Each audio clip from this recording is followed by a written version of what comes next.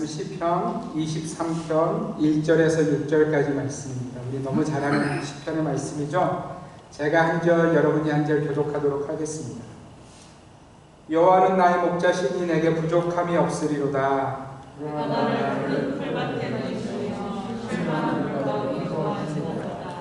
내 영혼을 소생시키시고 자기 이름을 위하여 의의 길로 인도하시는도다. 내가 사망의 무심한 골짜기로 다닐지라도 그를 두려워하지 않으셨으니 주께서 나와 함께하시리라. 주의 지팡이와 왕이라 주께서 내 원수의 목전에서 내게 상을 차려주시고 기름을 내 머리에 부으셨으니 내 잔이 넘치나이다. 내 평생의 선하심과 인자하심이 반드시 나를 따르니 내가 여호와의 집에 영원히 살리로다. 아멘. 여러분, 우리는 종종 이런 표현을 할 때가 있습니다. 광야 같은 인생길, 광야 같은 인생길. 여러분, 이 말은 우리의 삶의 여정이 그리 녹록하지 않다는 표현일 것입니다. 여러분, 광야라는 말은 무슨 미국의 5번 도로처럼 직선으로 이렇게 몇 시간을 생각 없이 달릴 수 있는 그런 길이 아니라는 거죠. 광야는 구불구불한 길입니다. 그러니까 길이라도 직선이면 좀 쉬울 텐데 가는 내내 구불구불 걸어야 하는 길이 바로 광야라는 것이에요. 여러분, 그리고 광야는 잘 깔려진 포장도로는 더욱더 아니라는 거죠. 온갖 걸치는 것들이 널려져 있어서 한 걸음도 평안하게 걸을 수 없는 땅이 광야라는 것입니다. 게다가 광야는요, 먹을 것도 마실 물도 없는 곳일 때가 많다는 거죠. 혹여라도 햇볕이 장렬하면 그 광야를 걷는 것은 거의 죽음이 예비되어져 있는 곳이라 해도, 광야를 그렇게 칭한다 해도 과언이 아닌 장소가 바로 광야라는 거예요. 그런데 여러분, 한번 생각해 보세요. 그 광야에서, 그 광야의 여정에서 생명을 결정하는 일이 있다면 무엇일까요? 한번 생각해 보시기를 바랍니다. 광야의 여정 가운데서 무엇이 그 광야를 걷는 인생의 생명을 결정할까? 여러분, 그 광야에서 정말 중요한 것은 마실 물도 먹을 것도 아니라는 거예요. 광야의 여정에서 발을 보호할 좋은 신발이나 더위와 추위를 막아줄 그 옷도 아니라는 거예요. 물론 이런 것들이 필요는 하겠죠. 그러나 광야의 여정에서 그것보다 정말 중요한 것이 있습니다. 광야의 여정에서 정말 중요한 것은 목자예요. 목자. 그가 광야를 걷고 있는 양이라면 그 양에게 가장 필요한 것은 그저 잠시의 한순간의 목마름을 해결하게 하는 물 정도가 아니고요. 정말 필요한 것은 잠시 배고픔을 이기게 하는 그런 먹을 것 정도가 아니고요. 그가 광야를 걷는 인생이라면, 양이라면 정말 중요한 것은 그 광야의 길에서 그에게 목자가 있느냐, 목자가 없느냐, 그것이 바로 그 인생의, 그 양의 생명을 결정한다는 거예요. 여러분, 목자가 있으면, 목자를 따라가기만 하면 그 양은 물이 어디 있을까? 먹을 게 어디 있을까? 어느 길로 가야 하는 거지? 하는 고민 따위는 하지 않아도 될 거예요. 그죠? 여러분, 광야를 걸어갈 때 만약 그 양이 목자를 주목하고 있다면 그의 고민은 더 이상 먹을 것이나 마실 물이 또 입을 옷이 아닐 것이라는 거예요. 여러분, 광야를 지나갔던 이스라엘 백성들의 삶 가운데서 놓친 것이 바로 이것이었어요. 그들은 광야 내내 먹을 것이 없어서 죽는다고 생각했죠. 그죠? 그들에게 마실 물이 없어서 죽는다고 생각했어요. 그래서 그들은 정말 그들이 주목하고 놓치지 말아야 될 가장 중요한 분을 놓친 거예요. 그들이 놓친 것은 바로 그들의 목자 되신 하나님이었어요.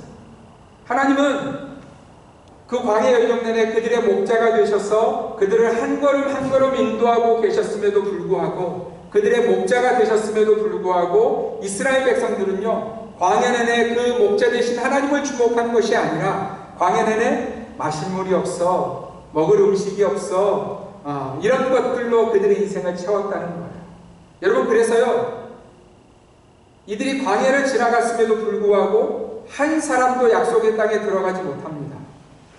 여러분, 그들 모두가 광야에서 죽는 인생이 되어집니다.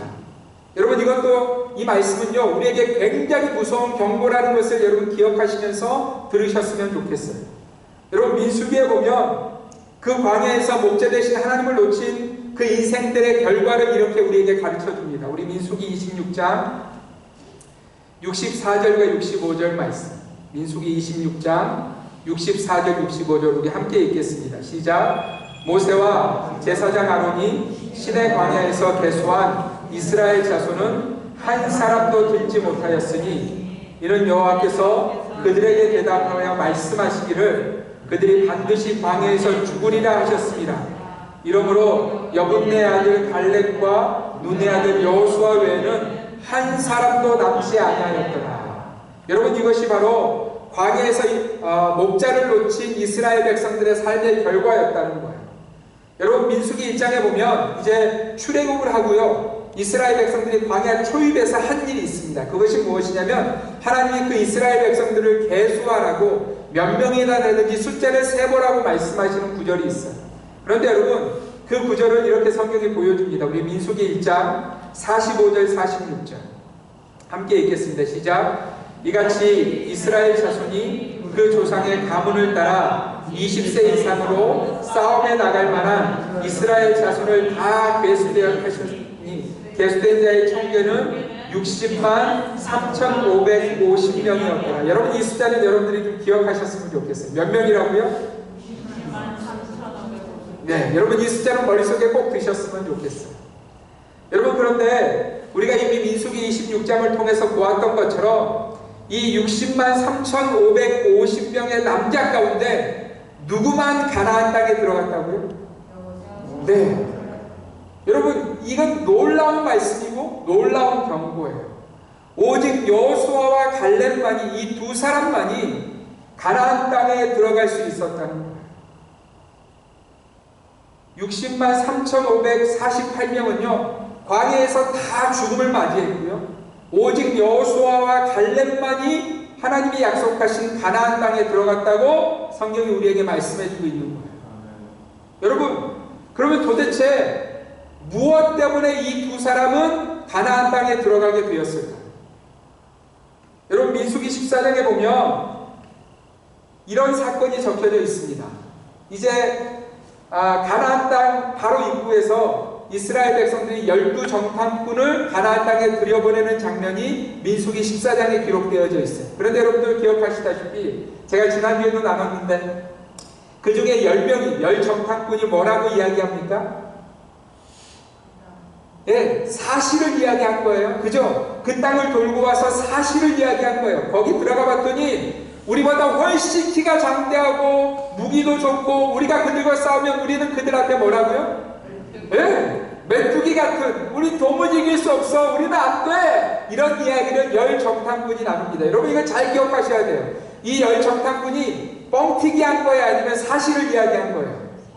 사실을 이야기한 거예요. 근데 여러분 이 사실을 들었던 이스라엘 온 백성들이 어떤 일을 결정하냐면 야 우리 망했어 우리 끝났어 우린 다 죽었어 아 우리 괜히 왔어 여기까지 뭐하러 온 거야 하고 통곡하며 밤새 울기 시작해요. 여러분 그 순간에 여호수아와 갈렙이 뭐라고 이야기했는지 들어보세요. 우리 민수기 14장 8절 말씀 함께 읽겠습니다. 시작. 여호와께서 우리를 기뻐하시며 우리를 그 땅으로 인도하여 들이시고 그 땅을 우리에게 주시리라. 이는 과연 젖과 꿀이 흐르는 땅이니라. 아멘. 여러분 이 여호수아와 갈렙을 광야에서 살린 것은 가나안 땅에 들어가게 한 것은요 이들이요 이 두 사람이 오직 목자 되신 하나님만 주목하고 있었다는 거예요. 이들의 마음의 고백을 들어보세요. 여호와께서 우리를 기뻐하시면 이런 말이죠. 야 그 땅에 아무리 장대한 자들이 수없이 많아도 하나님만 우리를 기뻐하시면 우리가 믿음 있는 것을 기뻐하시면 우리는 반드시 그 땅을 차지할 거다라고 선포하고 있는 거예요. 여러분 이 여호수아와 갈렙만 하나님을 주목하고 있었던 것이 아니고요 하나님도 이 이스라엘 백성들을 주목하고 계셨으면 여러분들이 들으셔야 해요. 우리 민수기 14장 22절에서 24절 함께 읽겠습니다. 시작. 내 영광과 애국과 광야에서 행한 내 이적을 보고서도 이같이 10번이나 나를 시험하고 내 목소리를 청종하지 아니한 그 사람들은 내가 그들의 조상들에게 맹세한 땅에 결코 보지 못할 것이요 또 나를 멸시하는 사람은 한 사람도 그것을 보지 못하리라.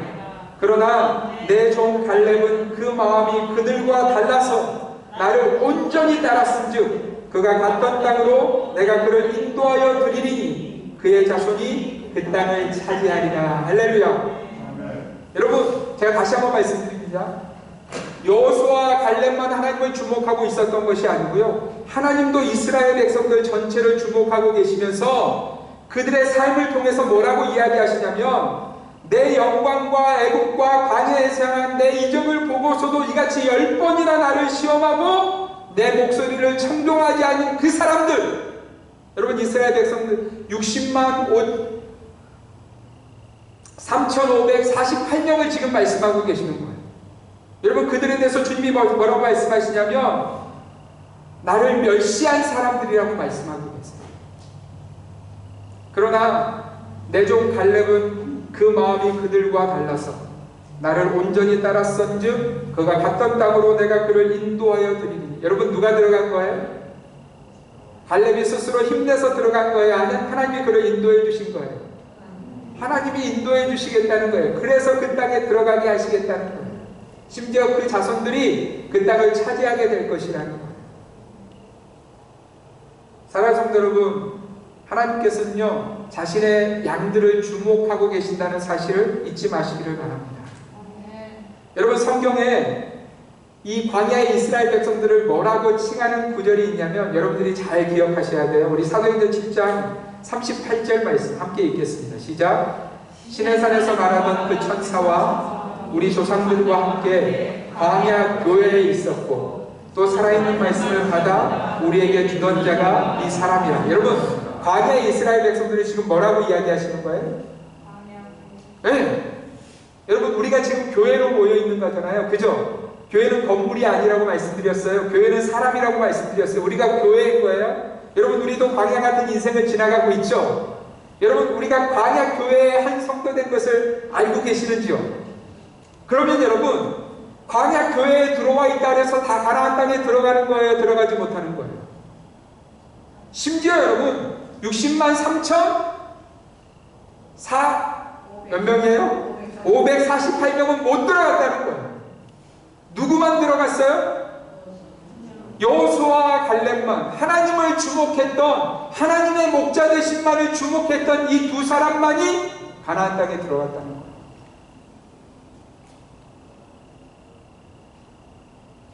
사랑하는 성도 여러분, 여러분들에게 묻고 싶어요. 여러분들의 목자는 누가 되고 계시는지요? 여러분, 이 시대의 사람들이 인생을 살아감에도 불구하고 공허하다고 소리치는 이유가 무엇인지 아세요? 이 시대의 사람들 속에 알 수 없는 두려움들이 계속해서 생겨나는 이유가 무엇인지 아세요?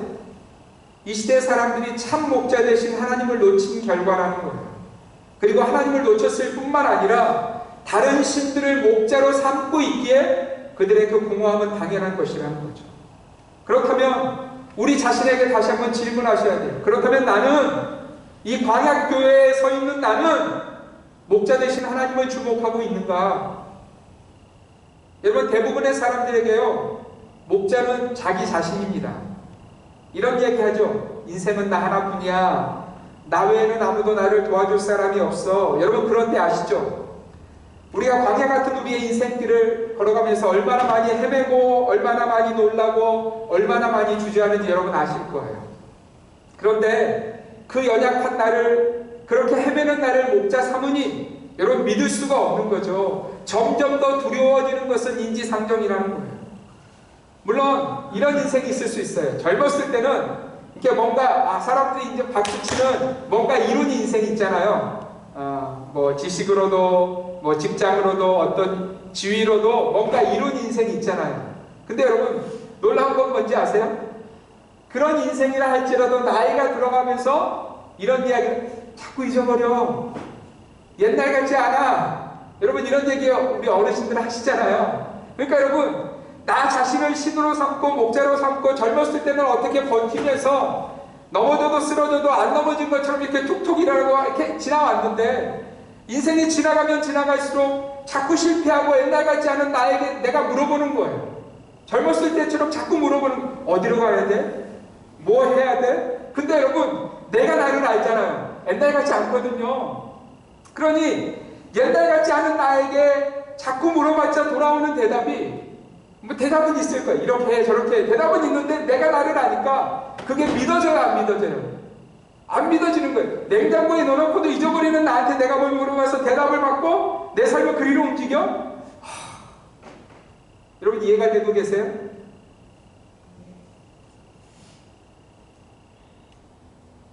또 하나, 여러분 이 시대에 모두가 신으로 삼고 있는 돈. 여러분 이 시대 사람들이 돈을 목자로 삼고 살아갑니다. 돈이 이 광야에서 목자가 되어줄 것처럼 사람들은 생각하죠.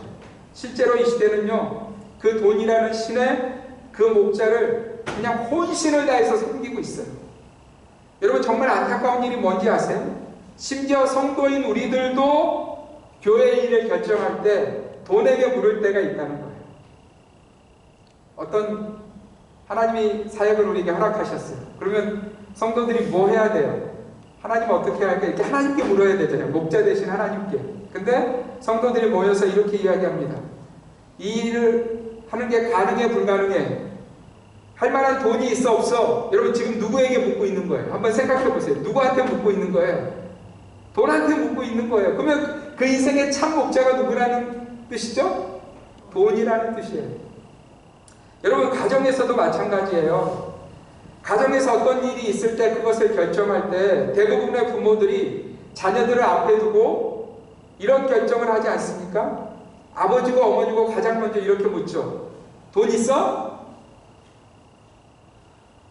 그러면 여러분 저희 가정 같은 경우에는 돈이 없으니까 누구 탓이에요? 네, 저같이 잘 못 벌어다주는 아버지 탓이, 아빠 탓이 되는 거죠. 그러면 돈 없는 것 때문에 서로 블레임하기 시작해요. 그리고는 서로 점점 더 불행해지는 인생을 살아간다는 거예요. 물론 스스로는 아무리 아니야, 내 목자는 하나님이지, 내가 교회 다니는데, 내가 목사인데, 내가 장로인데, 내가 권사인데, 내가 모태신앙인데 이렇게 말은 하는데 결정적인 순간이 되면 누구한테 물어요? 돈에게 물어요. 여러분 그 돈이라는 목자는요 결코 우리에게 진정한 평안이나 행복을 주지 못한다는 거예요. 그래서 주님은 그렇게 헤매고 있는 우리들을 보시면서 이렇게 말씀하셨어요. 우리 마태복음 9장 36절 말씀 함께 읽겠습니다. 시작. 무리를 보시고 불쌍히 여기시니 이는 그들이 목자 없는 양과 같이 고생하며 기진하니라. 여러분 참 목자 되신 주님이 거기에 계셔도 다른 목자를 바라보고 있는, 다른 신을 바라보고 있는 이들의 현실은 고생하며 기진한 것 외에는 없다고 주님 말씀하고 계시는 거죠. 사랑하는 성도 여러분, 요즘 혹시 여러분이 광야 같은 삶의 현실 한가운데서 고생하며 기진해 계십니까? 도대체 어디로 가야 할지, 지금 무엇을 해야 될지 모르겠다고 그저 그 자리에 철퍼덕 주저앉아 계십니까? 여러분 우리보다 어려운 삶의 광야의 여정을 걸었던 다윗의 이야기를 한번 들어보세요. 우리 1절 말씀 다시 한번 읽겠습니다. 시작. 여호와는 나의 목자시니 내게 부족함이 없으리로다. 사랑하는 성도 여러분, 다윗의 인생의 목자가 누구라고요? 그렇습니다. 여호와는, 하나님은 나의 목자가 되신다고 다윗은 고백하고 있어요. 그리고 다윗의 목자 되신 하나님은요 그 인생을 지키시며 보호하셨다는 거예요. 여러분 성경에 우리가 너무나 잘 아는 다윗의 위기의 순간들을 여러분 기억하실 거예요. 다윗이 죽을 수밖에 없는 그 인생의 현장들을 만났던 것을 기억하실 것입니다. 그러나 여러분 그럴 때마다 하나님은 다윗을 보호해 주셨어요. 여러분 하나님은 광야의 여정을 지나는 다윗을 푸른 풀밭에 누이셨고요 쉴만한 물가로 인도해 주셨다는 거예요. 그가 정말 지쳐서 아무것도 할 수 없는 그 영혼이 완전 기갈될 대로 기갈된 그 영혼을 하나님이 소생시켜 주셨다는 거예요. 할렐루야. 여러분 심지어 다윗이 걸은 인생의 그 광야의 길이 어떤 길이었는지 한번 우리가 들어보겠습니다. 우리 4절과 5절 말씀 읽습니다. 시작. 내가 사방의 음침한 골짜기로 다닐지라도 해를 두려워하지 않을 것은 주께서 나와 함께 하심이라. 주의 지팡이와 막대기가 나를 안위하시나이다. 주께서 내 원수의 목전에서 내게 상을 차려주시고 기름을 내 머리에 부으셨으니 내 잔이 넘치나이다. 여러분, 다윗이 걸은 길은요, 그가 하나님을 믿었음에도 불구하고 그는 내가 사망의 음침한 골짜기를 걷고 있어 라고 고백하는 순간이 있었다는 거예요. 여러분, 사망의 음침한 골짜기는 광야길 정도가 아니에요. 정말 죽음이 딱 내 눈앞에 와 있는 그런 순간을 다윗이 경험했다는 거예요. 심지어 여러분, 다윗이 지금 누구 앞에 서 있냐면 원수의 목전에 내가 서 있다는 거예요. 그것도 내가 그 원수를 어떻게 할 수 있는 그런 상황에 서 있는 것이 아니라 그 원수가 당장에 나를 죽일 수 있는 그 어려움의 순간 가운데 다윗이 서 있었다는 거예요. 그런데 여러분, 그런 길을 다윗이 지나갔음에도 불구하고 다윗이 뭐라고 고백하냐면, 우리 6절 말씀 함께 읽겠습니다. 시작. 내 평생에 선하심과 인자하심이 반드시 나를 따르리니 내가 여호와의 집에 영원히 살리로다. 여러분, 사망의 음침한 골짜기를 걸었고 원수의 목전에 서 있었음에도 불구하고 하나님은 내게 선하셨어, 하나님은 나를 사랑해 주셨어, 하나님은 나를 보호해 주셨어 라고 다윗이 고백하면서 그가 결단해, 나는 내 평생에 여호와의 집에 살 거야, 그분의 집에서 살 거야 라고 다윗이 고백하고 있는 거예요. 사랑하는 성도 여러분, 오늘 다윗에게만 그 목자가 있는 것이 아니라 우리에게도 그 목자가 계시는 줄 믿습니다. 우리의 참 목자장 되시는 예수님은 우리에게 자신을 이렇게 소개하고 계세요. 요한복음 10장 11절에서 15절 말씀 여러분 들으세요. 주님으로부터 주님 자신이 어떤 목자라고 말씀하셨는지 들으세요. 우리 함께 읽겠습니다. 시작. 나는 선한 목자라. 선한 목자는 양들을 위하여 목숨을 버리거니와 사쿠는 목자가 아니요 양도 제 양이 아니라 이리가 오는 것을 보면 양을 버리고 달아나나니 이리가 양을 물어가고 또 해치느니라. 달아나는 것은 그가 사꾼인 까닭에 양을 돌보지 아니함이라. 나는 선한 목자라. 나는 내 양을 알고 양도 나를 아는 것이 아버지께서 나를 아시고 내가 아버지를 아는 것 같으니 나는 양을 위하여 목숨을 버리노라. 할렐루야. 여러분, 예수님이, 우리의 목자 되신 예수님이 이렇게 말씀하고 있어요. 내가 너를 너무 사랑해서, 양된 너를 너무 사랑해서 내가 내 목숨까지 너를 위해서 버렸어. 내가 너를 위해서 목숨을 버리는 거야. 내가 너를 그만큼 사랑하고 있고 너를 그만큼 주목하고 있어. 사랑하는 성도 여러분, 예수님만이 참 목자이신 줄 믿습니다. 여러분의 삶에 따라야 될 분은 오직 예수 그리스도이신 줄 믿습니다. 여러분의 삶에 다른 것 주목하지 마시기를 바랍니다. 다른 것을 목자로 삼지 마시기를 바랍니다. 세상이 아무리 그것이 우리의 목자가 되기에 충분하다고 우리를 유혹한다 할지라도 그 허탄한 소리에 속지 마시기를 바랍니다. 오직 우리를 너무 사랑하셔서 우리를 위해서 자기 목숨을 주시기를 주저하지 아니하시는 그 놀라운 사랑의 주님, 그 목자를 놓치지 마시기를 바랍니다. 아무리 큰 파도가 여러분의 인생 앞에 닥쳐와도, 아무리 큰 태산이 여러분의 눈앞에 보여도 여러분 그 파도 보느라고, 태산 보느라고 목자를 놓치지 마세요. 목자 되신 그 주님을 바라보아야 그 목자 되신 주님이 우리를 붙드시며 우리 인생에 주시는 그 선하심과 인자하심을 우리가 경험할 수 있다는 거예요. 사랑하는 성도 여러분, 그 놀라운 목자를 가진 좋은 양이 되시기를 바랍니다. 말씀을 마치면서 제가 저희 집에 있었던 개들, 지금도 있는 개들 이야기를 좀 하고 말씀을 마치려고 합니다.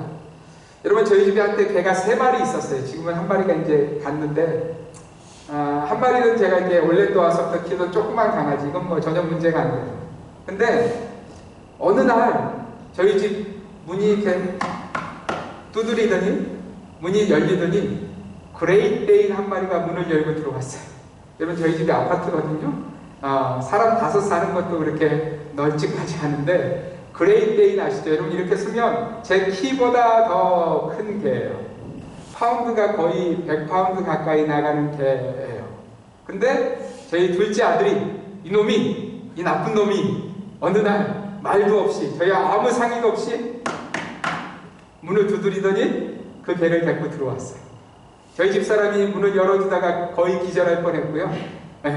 저도 야, 이 무슨 정신 나간 짓이야 라고 한참 이렇게 막 안 돼! 막 이렇게 지는 돈을 주고 이미 사온 거예요. 키우기로 결정을 하고. 근데 이제 하도 저희 부부가 강력하게 놀라고 이야기하니까 뭐 별 얘기를 다 아빠 내가 아침에도 저녁에도 뭐 이렇게 산책을 시키고 아빠 엄마한테 전혀 받아 안 하고 막 이렇게 설명을 했는데 저희 마음이 도무지 열리지 않았어요. 그러니까 이 둘째 놈이요, 이 나쁜 놈이 잘 들으세요. 공략해야 될 사람이 누구인지를 아는 거예요. 그래서 저한테 뭐라고 공략했냐면 아빠 내가요 매일 말씀을 읽고 큐티를 해서 그 내용을 리스트로 정리해서 아빠한테 이메일로 보낼게요. 여러분 제가 아들이 말씀을 읽는다 그러잖아요. 그래서 그 순간에 마음이 흔들렸어요. 그래서 오케이 그러면 그렇게 할 거지? 그렇게 하겠대. 분명히 그렇게 할 거래요. 그러더니 말씀을 정말 보내기 시작하더라고요. 근데 한 열흘이 지나고 나니까 이게 큐티 오는 게 띄엄띄엄해지더니 지금 그 개가 저희 집에 있으니 꽤 됐거든요. 지금은 큐티가 안 와요. 게다가 아침 저녁으로도 산책을 누가 시킬까요? 제가 시키고 있어요. 그러니까 제가 속이 터지죠. 어쨌든 그 큰 개가 저희 집에 들어왔어요. 또 한 개는 허스키인데 지금은 이제 원 주인에게 돌아갔는데 주인이 어디 가면서 저희 집에 몇 개월이 있었던 적이 있어요. 여러분 제가 지금부터 나누는 이야기가 이 개 두 마리에 대한 이야기예요. 이 그레이트데이는요 집에서는 괜찮은데 나가기만 하면 이 성품 자체가 소심한 개거든요. 꼴랑지를 엉덩이 밑으로 말아놓고는요 움직이질 않아요. 차 하나만 지나가도 막 이렇게 놀라고 움직이질 않고. 그래서 제가 산책을 시키러 나갔으면 좀 이렇게 멀리 돌아야 되잖아요. 큰 개니까 이 개를 끌고 돌아다니는 게 너무 힘들어요. 그래서 야 주인만 쫓아와 좀 이렇게 끌고 돌아서 1시간을 돌고 돌아오면 집에 들어오면 또 말짱해져요. 근데 이 개가 또 특징이 하나 있어요. 지나가는 조그만 개들 있잖아요. 그렇게 엉덩이 꼬리 밑에 놓고 이렇게 소심해 있던 개가 조그만 개 지나가면 그 개한테 화풀이를 해요. 여러분 제가 이 그레이트데이 개를 보면서 딱 우리라는 생각이 들었어요. 어찌나 고집이 센지요. 움직이질 않아요. 또 얼마나 두려움은 많은지요. 움직이질 않아요.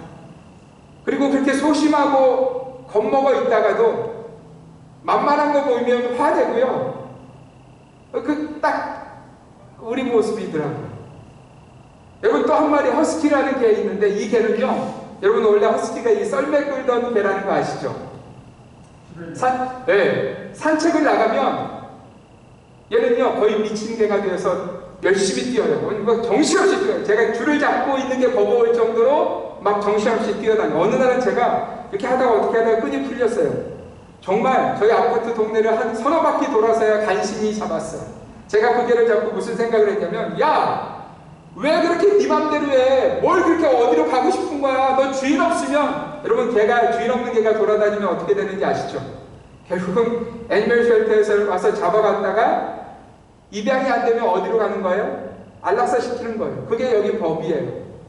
제가 그 개한테 이렇게 야 주인 없으면 네 가고 싶은 대로 그렇게 가면 결국은 죽음밖에 만날 게 없어라고 어느 날 가르쳐주고 돌아왔는데 어느 날은요 제가 이 그레이트데이를 끌고 산책을 가는데 저 건너편 길에서 제가 정말 눈이 짠 하고 떠지는 장면 하나를 봤어요. 한 이 정도 사이즈 개인데요. 주인의 줄에 이렇게 목줄이 이렇게 돼 있는데 이 개가요. 주인이 한 걸음 가면 한 걸음 가고요.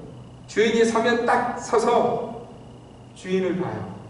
그래서 제가 끌고 가던 이 그레이트데이한테 머리통을 한 대 이렇게 치면서 야! 쟤 좀 봐, 쟤 좀! 이렇게 한 적이 있어요. 사랑하는 성도 여러분, 제가 그날 하나님의 음성을 제 마음 가운데 들었어요. 그래, 네 삶의 주인은 전능하신 하나님, 너를 위해서 목숨을 버리신 예수님인데 뭘 그렇게 세상 보느라고 정신이 없어? 도대체 뭘 보고 있는 거야? 어디를 보고 있는 거야? 목자를 봐야지. 목자 대신 그 하나님을 봐야지. 뭘 그렇게 두려워하고 있어? 뭘 그렇게 네 맘대로 달려가려고 그래? 목자를 봐야지 하는 마음이 그 순간 제 마음 가운데 들려져서 제 마음 가운데 참 많이 회개했어요. 나는 그 작은 개처럼 주님이 움직이시면 같이 움직이고 주님이 서면 같이 서고 있나? 아니면 주님은 가자 그러시는데 고집 피우며 안 움직이는 이 그레이트 데인 같은 그런 세상의 그런 모습으로 내가 서 있지 않나? 아니면 주님은 야 서 있어 나와 함께 있어야지 하는데 내 고집대로 내 맘대로 달려가고 있는 이 허스키 같은 개는 아닌가? 사랑하는 성도 여러분, 목자 되신 주님만을 바라보는 저와 여러분들이 되시기를 바랍니다. 요한복음 10장에 보면 주님이요 자신의 양의 특징이 있다고 말씀하시는 구절이 있어요. 예수님도 우리들을 양으로 이렇게 비유하시면서 내 양의 특징이 있다고 말씀하세요. 들어보세요. 첫 번째가 뭐냐면 그들은 그들의 목자를 안다는 거예요. 예수님을 보면서 예수님이 내 목자야라고 예수님을 안다는 거예요. 두 번째는 그들은 목자의 소리를 안다는 거예요. 여러분 이스라엘 사람들이 그 양들을 키울 때도요 양들을 이 여러 목자가 섞어 놓을 때가 있잖아요. 근데 목자가 소리를 내면 그 목자를 가진 양만 그 목자를 따라간다는 거예요. 목자의 소리를 안다는 거예요. 세 번째는요 그들은 목자가 그들의 이름을 부르는 것을 듣는다는 거예요. 주성아 이렇게 부르면 네 이렇게 듣는다는 거예요. 네 번째는요 그들은 목자를 사랑한다는 거예요. 여러분 이 사랑은 세상의 많은 것 중에 하나로 그 목자를 사랑하는 것이 아니고요 그 목자만을 사랑하는 것을 말씀하시는 거예요. 예수님도 사랑하고 내 명예와 권세도 사랑하고 돈도 사랑하고 이런 사랑 아니고요 오직 목자 되신 예수님만을 사랑한다는 거예요. 다섯 번째는요 그들은 목자를 신뢰한다는 거예요. 여러분 목자를 신뢰하는 자가 바로 그분의 양이라는 거예요. 여섯째는요 여러분 이게 정말 중요한데 그들은요 예수님의 양은요 목자를 따라간다는 거예요. 세상을 따르지 않고요 세상의 그 수많은 소리들을 따르지 않고요 목자 되신 주님을 따라간다는 거예요. 사랑하는 성도 여러분 마음을 다해서 부탁드립니다. 목자 되신 예수님을 따라가십시오. 그리고 그분이 보내신 성령에 순종하시기를 바랍니다. 다른 신들 붙들고 헤매고 고민하는 인생이 아니라 오직 주님의 말씀을 따라 그 좋으신 목자를 따라 여러분의 걸음을 걸어가십시오.